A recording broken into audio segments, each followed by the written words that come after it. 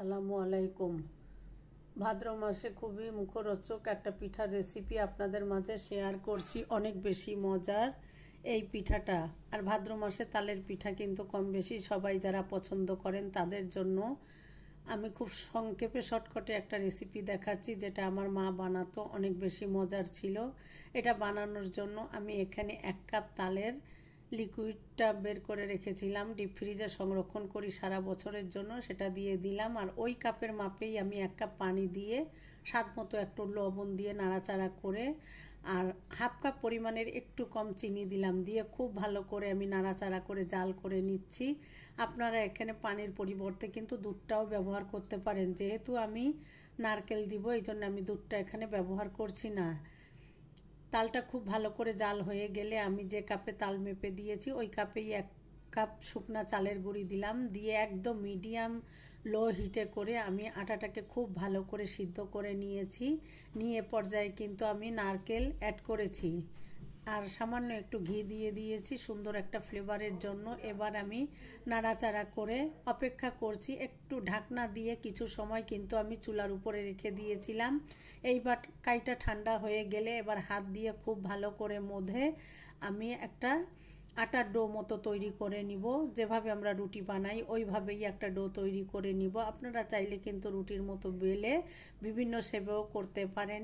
যেহেতু আমি হাত দিয়ে বানাবো, 2 হাতের তালুতে এভাবে একটু স্কিনে দেখলেই বুঝতে পারবেন। এইভাবে আমি বানিয়ে নিচ্ছি। আমার মাদের দেখতাম এভাবে বানিয়েই কিন্তু সিদ্ধ করে পরিবেশন করতো। আর আমার মা কিন্তু চালের গুঁড়িটা একটু হালকা ভেজে নিত।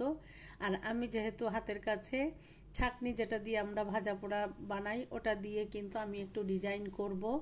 ডিজাইন করে তারপর আমি পুরো পিঠাগুলো বানানো শেষ করব। আমি এভাবে প্রথমে সব পিঠাগুলো বানিয়ে নিয়েছি।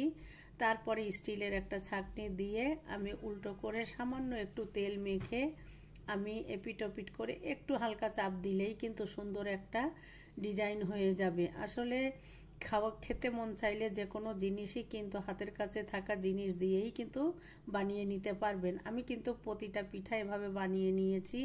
বানিয়ে নিয়ে এবার আমি একটা স্টিলের ছাঁকনি উল্টো করে নিয়েছি। নিয়ে আমি এই ছাঁকনির সাহায্যে আমি একটু ডিজাইন করে দিলাম। আর আমি একটা কলা পাতার উপরে রেখে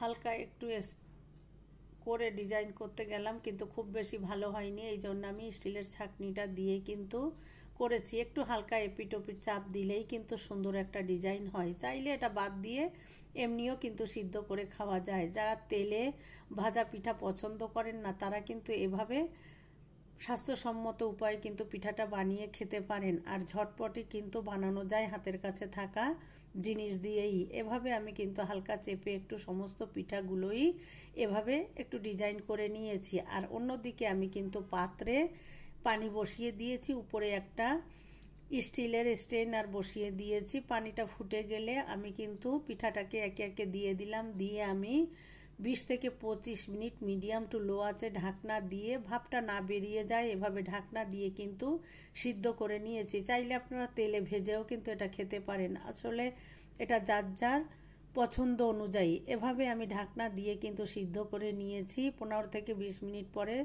সিদ্ধ করার পরে কিন্তু আমি উঠিয়ে আপনাদের একটু পরিবেশন করে দেখিয়ে দিচ্ছি। আর এই পিঠাটা যত বেশি ঠান্ডা হয় তত বেশি মজার হয় খেতে। আপনারা যে যেমন খেতে পছন্দ করেন গরমটাও খেতে পারেন। আমার ঠান্ডা জিনিস আসলে পছন্দ, আর পিঠা ঠান্ডা হলেই সবসময় ভালো লাগে। এবার আমি ঢাকনাটা তুলে 15 থেকে 20 মিনিট একদম লো হিটে রেখে জাল করে আমি ভাপ দিয়ে নিয়ে এবার আপনাদের একটু পরিবেশন করে দেখিয়ে দিচ্ছি। আমার পিঠাটা কিন্তু একটার গায়ে একটা লেগে যায়নি বা কোনো রকম ভেঙেও যায়নি। আর এই পিঠাটা ঠান্ডা হলে কি যে মজার, আপনারা যারা বানিয়ে খেয়েছেন তারা তো জানেন, আর যারা খাননি একবার হলেও বানিয়ে খেয়ে দেখবেন। আর এই পিঠাটা এক এক অঞ্চলে এক এক নাম।